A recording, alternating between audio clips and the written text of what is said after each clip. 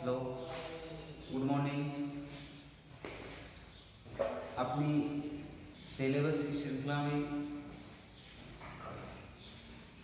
Class 12th history का syllabus चल रहा है, जिसमें हम फर्स्ट चैप्टर पढ़ रहे हैं और उसमें हम पढ़ रहे हैं पुरातात्विक यानी भारतीय इतिहास की जानकारी के पुरातात्विक स्रोत, साहित्यिक स्रोतों के बारे में हमने पढ़ा। और अपना चल रहा था अभिलेख यानी उत्खनन से प्राप्त जो सामग्रियाँ थी उसके बारे में हमने मृत भांड संस्कृतियाँ वगैरह पढ़ी थी। आज हम पढ़ेंगे अभिलेख।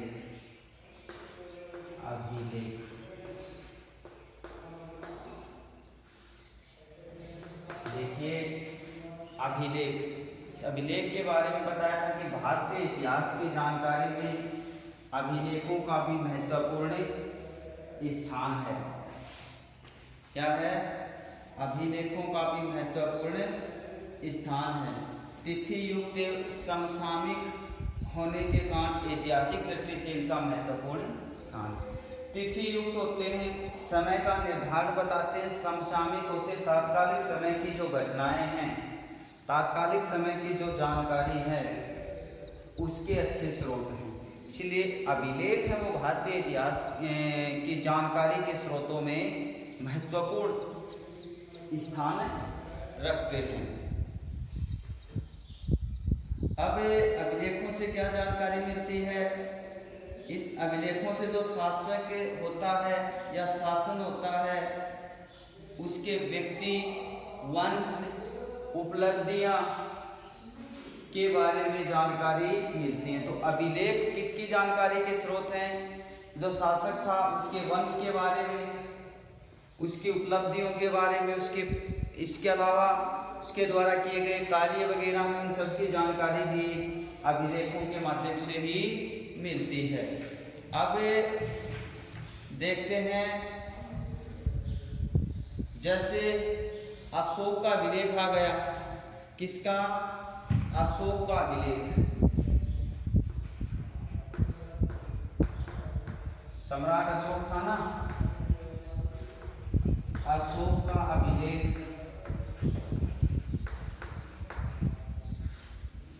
फिर इसके अलावा खारवेल का हाथी गुफा अभिलेख। खारवेल का कौन सा अभिलेख है? हाथी गुफा अभिलेख। खारवेल का कौन सा अभिलेख है? हाथी गुफा अभिलेख। इसके अलावा गौतमीपुत्र सातकर्णी का नासिक अभिलेख। गौतमीपुत्र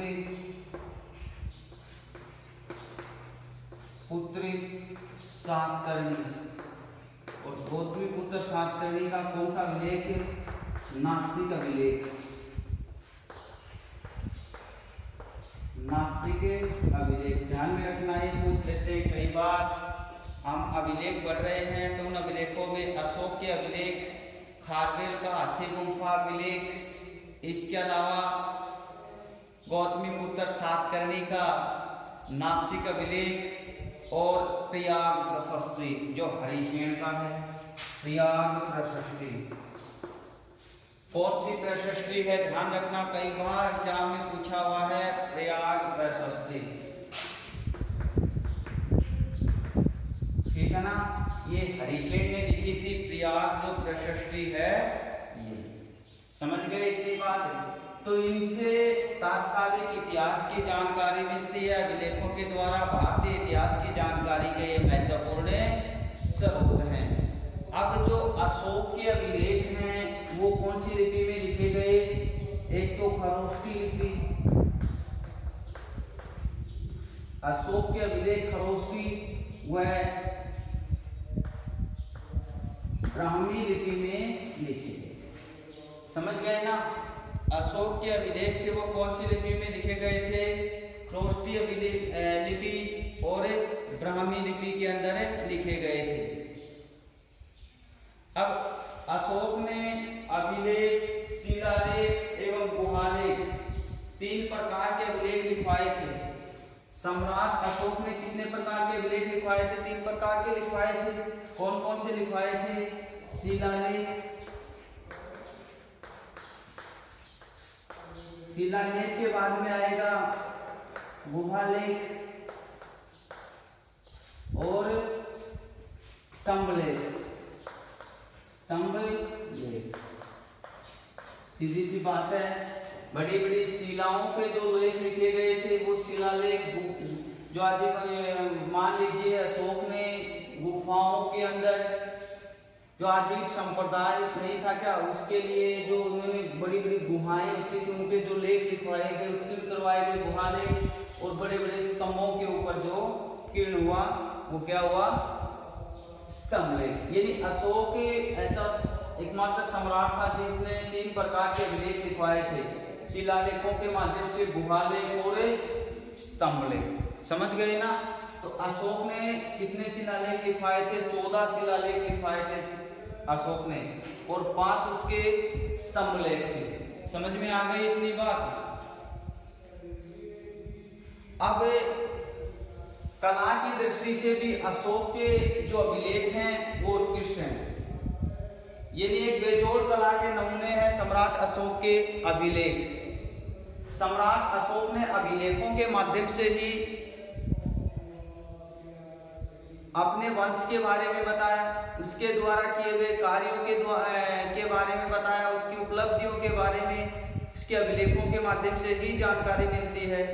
तो तात्कालिक मौर्य काल था, उस मौर्य काल में जो अशोक थे, मौर्य वंश के थे अशोक, तो उसने अभिलेख लिखवाने की शुरुआत की थी। ध्यान में रखना इतनी बात को। जैसे अन्य जो अभिलेखों में बात करें तो जूनागढ़ का रुद्रदामन का शिलालेख। अब शिलालेख की बात करें, शिलालेखों की संख्या कितनी है? 14। सम्राट अशोक ने 14 शिलालेख लिखवाए थे। इसके अलावा जैसे जूनागढ़,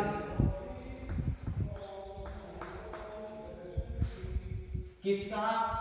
जूनागढ़ का जो शिलालेख है वो शिलालेख, और जूनागढ़ का शिलालेख किसने लिखवाया था? शासक था रुद्रदामन। किसने लिखवाया था? रुद्रदामन ने। इंपोर्टेंट है, ध्यान में रखना। शासक रुद्रदामन था, इसने जूनागढ़ अभिलेख लिखा था। जूनागढ़ अभिलेख इससे संबंधित है, कई बार पूछा जाता है, तो रुद्रदामन से संबंधित है। शिलालेख स्तंभ लेखों में अशोक के अलावा मेहरौली स्तंभलेख, यानी मेहरौली का स्तंभलेख,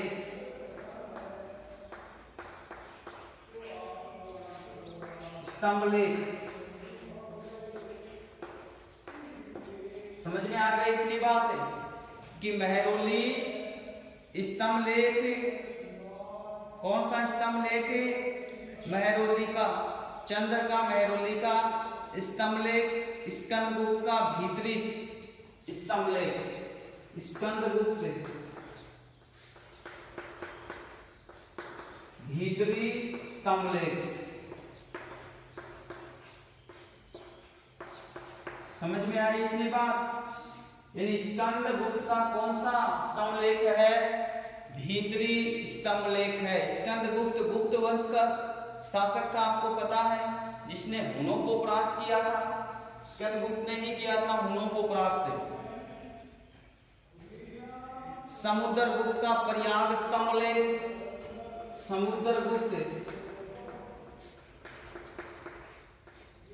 समुद्रगुप्त का कौन सा? प्रयाग स्तंभलेख। हुनों में सबसे प्रतापी शासक था समुद्रगुप्त। कौन था? समुद्रगुप्त। समुद्रगुप्त को उसकी दिग्विजयों के कारण, कुशल नेतृत्व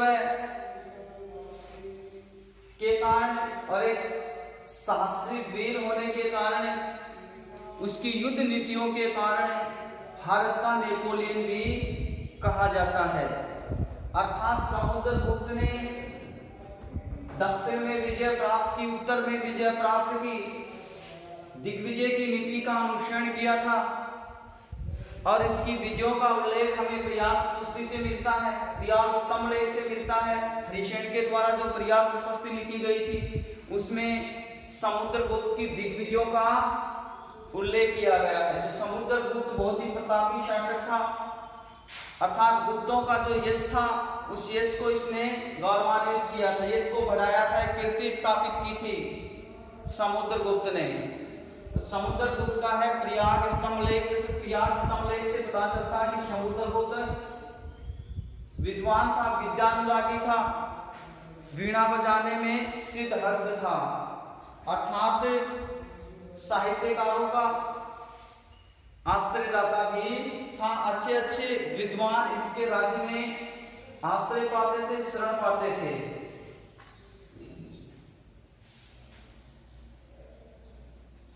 ताम्र लेख के से गुप्तों के इतिहास की जानकारी मिलती है। ताम्र लेख है और इस ताम्र लेख से गुप्तों के इतिहास की क्या मिलती है? जानकारी। यानी गुप्त काल था, वो भी भारत में एक स्वर्णिम काल था। समझ गए इतनी बात? आगे बात करते हैं प्रभावती गुप्त का। ताम्र लेख विशेष उल्लेखनीय है। यदि ताम्र लेख किसने लिखा था? प्रभावती गुप्त ने। किसने लिखा था? प्रभावती गुप्त ने लिखा था। और इस ताम्र लेख से किसकी जानकारी मिलती? गुप्त वंश की जानकारी मिलती है। यानी गुप्तों ने किस प्रकार से शासन किया, उसकी शासन की शुरुआत किस प्रकार से हुई, कौन कौन से युद्ध जीते, राज्य की सीमाएं कौन सी थी, प्रजा किस प्रकार से रहती थी, कौन से समाज कैसा था, मतलब इस प्रकार से पूरा गुप्त वंश की जानकारी का जो एक स्रोत है, ऐतिहासिक स्रोत है, वो है प्रभावती गुप्त के द्वारा लिखा गया ताम्र लेख। समझ गए इतनी बात? इसके बाद में आगे जो हम चर्चा करेंगे वो करेंगे गुहालेखों में। गुहालेखों में अशोक के बराबर गुहालेखों में देखिए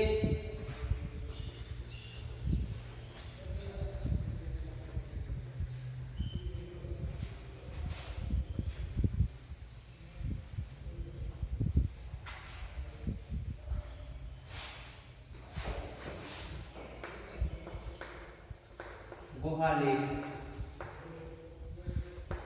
और गुहालेख में बराबर गुहालेख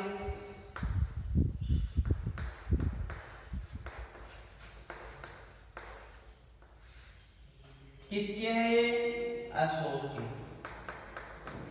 बराबर गुहालेख किसके हैं? सम्राट अशोक के।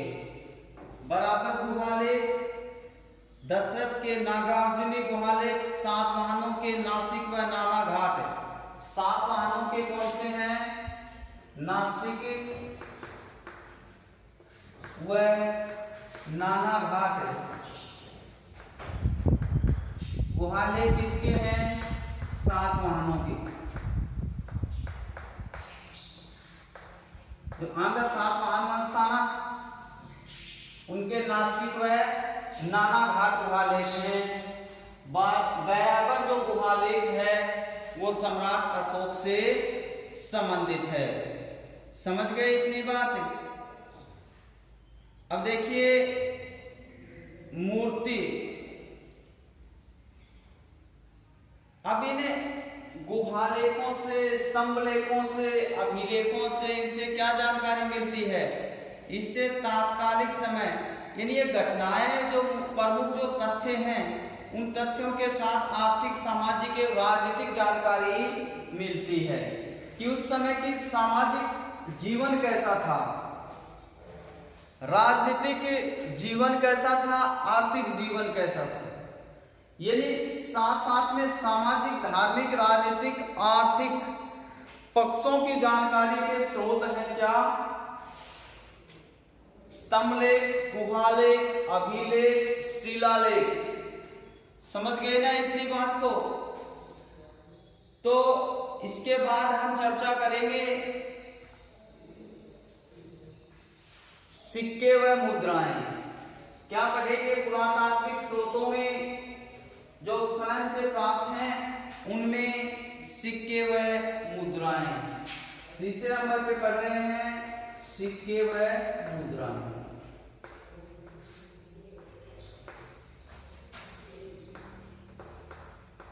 सिक्के व मुद्राएं देखिए क्या पढ़ेंगे? सिक्के व मुद्राएं। देखिए प्राचीन भारतीय इतिहास की जानकारी में सिक्कों, मुद्राओं, मोहरों का भी महत्वपूर्ण योगदान है। यानी भारतीय इतिहास की जानकारी के स्रोतों में सिक्के, मुद्राएं, मोहरें, इनका भी ऐतिहासिक दृष्टि से महत्वपूर्ण योगदान रहा है। ये भी भारतीय इतिहास की जानकारी के क्या हैं? स्रोत हैं। इनसे क्या जानकारी मिलती है? किससे? सिक्के व मुद्राओं से। इनसे शासकों के नाम, तिथियों, यानी इनसे क्या जानकारी मिलती है? वो मिलती है शासकों के नाम,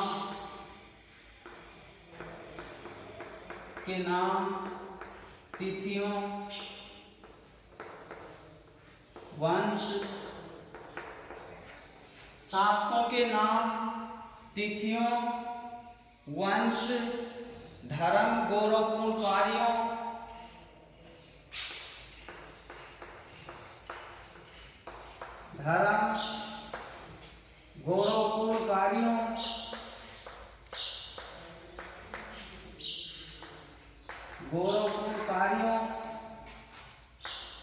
यदि सिक्कों से पूछ सकते हैं कि सिक्कों से क्या जानकारी मिलती है, तो सिक्कों से जो जानकारी मिलती है इसमें शासकों के नाम, तिथियों, वंश, परंपरा, धर्म, गौरवपूर्ण कार्यों, समझ गए इतनी बात? कला, शासक की रुचि,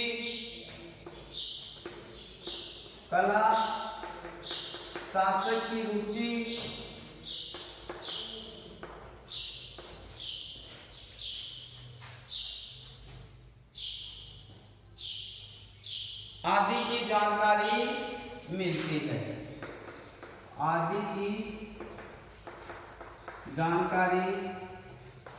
है। समझ में आ गई इतनी बात? ठीक है ना? कि सिक्के व मुद्राएं से क्या जानकारी मिलती है? तो सिक्के व मुद्राओं से शासक के नाम, तिथियों, यानी उस शासक का नाम क्या था, यानी वो सिक्का मिलाना, उस सिक्के पे किस शासक का नाम है, तो नाम होने के साथ ही पता चल जाएगा कि उस समय उस शासक का शासन रहा होगा और उसने अपने नाम के सिक्के ढलवाए। तिथियां होंगी कि इतने समय से इतने समय तक, इतने काल से इतने समय तक इस शासक ने शासन किया। उस शासक का वंश क्या था, जैसे मौर्य वगैरह कोई भी मान लीजिए, सातवाहन वगैरह, शक, कुषाण जो भी थे, उसका धर्म कौन सा था, से कनिष्क शैव धर्म को मानता था। इसी प्रकार से उसने गौरवपूर्ण कार्य कौन से ऐसे कार्य किए अपने कार्यकाल के दौरान, अपने शासन कार्य के दौरान, उसकी जानकारी सिक्कों से मिलती है। कला पक्ष से उसने कौन कौन से कलात्मक कार्य करवाए, जैसे मूर्तियां वगैरह मान लो, कला में भवन निर्माण है, वास्तुकला वगैरह है, दुर्ग वगैरह। उसकी रुचि किसमें थी? वह साहित्य में रुचि रखता था, विद्यानुरागी था। जैसे समुद्रगुप्त क्या था, उसके सिक्के मिले, उसके सिक्के के ऊपर उसको वीणा बजाते हुए दिखाया गया है, तो उससे पता चला कि समुद्रगुप्त विद्यानुरागी शासक था, अर्थात विद्या को क्या करता था? स्नेह करता था, उससे उसका लगाव था। तो शासक की रुचि, आदि जानकारियां सिक्कों से या मुद्राओं से प्राप्त होती हैं। तो ध्यान में रखना, क्वेश्चन पूछे कि सिक्के व मुद्राएं भारतीय इतिहास की जानकारी के स्रोत कैसे हैं, तो आप उसमें इन बातों को लिख सकते हो। अब गुप्तकालीन सिक्कों से हमें महत्वपूर्ण सूचनाएं मिलती हैं। गुप्त काल के अंदर जो सिक्के थे उनसे कौन सी महत्वपूर्ण जानकारी मिलती है? उसमें सबसे पहले तो वो जानकारी मिलती है, वो मिलती है कि समुद्रगुप्त के वीणा वादक व व्याघ्र, समुद्रगुप्त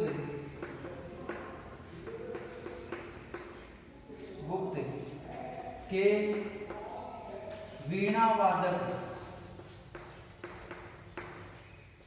व व्याघ्र, समुद्रगुप्त के वीणा वादक व व्याघ्र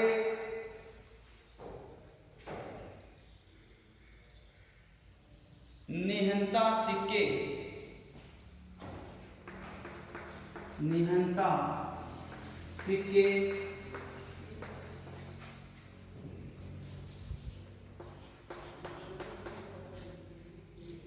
व्याघ्र निहंता सिक्के, वीणा वादक व व्याघ्र निहंता सिक्के उसकी संगीत के प्रति रुचि व शौर्य को प्रदर्शित करते हैं।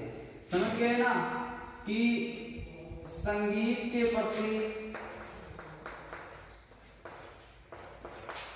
प्रति रुचि व शौर्य को प्रदर्शित करते हैं।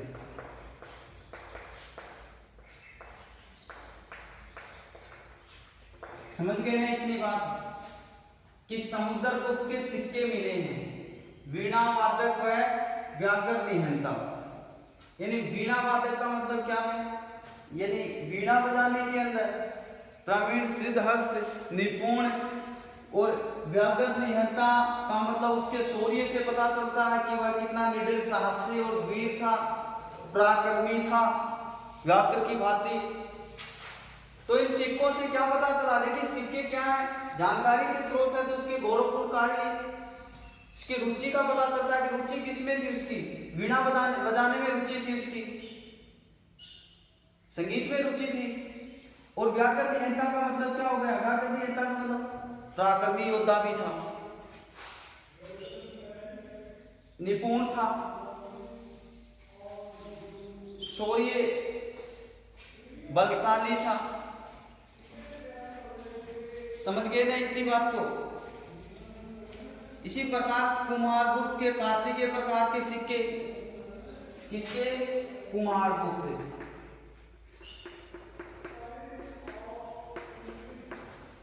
के कार्तिकेय प्रकार के सिक्के मिले। ये भी गुप्त वंश का था कुमारगुप्त, नालंदा विश्वविद्यालय था, कुमारगुप्त के समय ही अस्तित्व में आया था, आपको पता है। इसकी स्थापना किसने करवाई थी, कुमारगुप्त ने करवाई थी। समझ गए ना, किसकी, नालंदा। तो इसके कार्तिकेय प्रकार के जो सिक्के हैं वो सिक्के भी कुमारगुप्त के द्वारा किए गए गौरवपूर्ण कार्यों की जानकारी देते हैं कि इतने समय से इतने समय तक इसका शासन रहा था। उसके सेव अनुयायी होने का, यानी कार्तिकेय प्रकार का जो सिक्का मिला उससे पता चलता है कि कुमारगुप्त किस धर्म का अनुयायी था, सेव धर्म का अनुयायी था, अर्थात सेव धर्म को मानता था। ये बात किससे पता चली, इससे धार्मिक पक्ष से पता चलता है, उसके धर्म के बारे में जानकारी का पता चलता है। ये पता नहीं सिक्के मुद्राओं से क्या जानकारी मिलती, तो धर्म की वंश परंपरा, गौरवपूर्ण कार्य वगैरह। तो कुमारगुप्त का जो सिक्का प्राप्त हुआ, कार्तिकेय प्रकार का सिक्का, उस सिक्के से उसका ये पुष्टि होती है कि कुमारगुप्त था वो शैव धर्म का अनुयायी था। अब सिक्कों से राज्य की सीमाएं, शासकीय रुचियां, उसका वंश वगैरह है, इत्यादि जानकारियां मिलती हैं। तो जब भी सिक्कों मुद्राओं से संबंधित क्वेश्चन पूछा जाता है, उसमें आप इस प्रकार से लिख करके एक प्रभावशाली आंसर तैयार कर सकते हैं। धार्मिक विश्वास, राज्य विस्तार, उसकी रुचियां,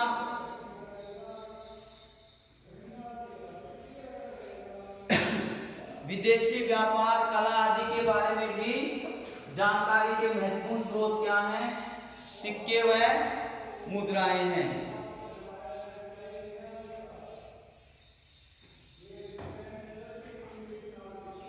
कुषाण जो वंश था, कौन सा वंश?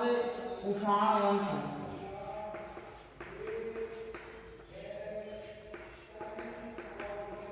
स्वर्ण मुद्राएं चली थी कुषाणों के समय।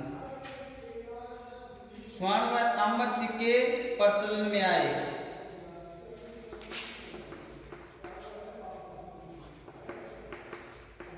वह तांबर सिक्के, सिक्कों की बात कर रहे हैं तो कुषाणों के समय स्वर्ण व तांबे के सिक्के प्रचलन में आए थे। गुप्तों के समय स्वर्ण व रजत मुद्राएं, यानी गुप्त काल के समय स्वर्ण तो थे ही, साथ में रजत मुद्राएं भी चली थी। स्वर्ण व रजत मुद्राएं, यदि कुषाणों के समय सबसे पहले स्वर्ण मुद्राएं, तांबे की मुद्राएं, सोने की मुद्राएं चली थी। गुप्तों के समय स्वर्ण व रजत मुद्राएं प्रचलन में थी।